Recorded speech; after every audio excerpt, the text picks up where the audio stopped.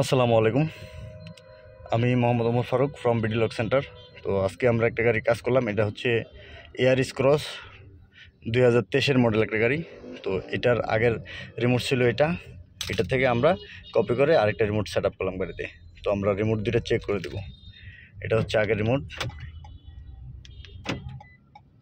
ঠিক আছে। আর এটা হচ্ছে যেটা গাড়ির সাথে প্রোগ্রামিং করছি। যে আমাদের রিমোটগুলো কাজ করতেছে। তো আমরা গাড়িটা হচ্ছে একটু অন করে দেখব।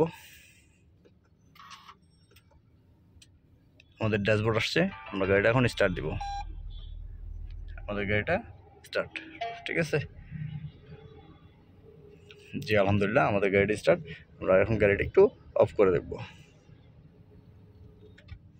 আবার লক আনলকগুলো একটু চেক করে দেখব।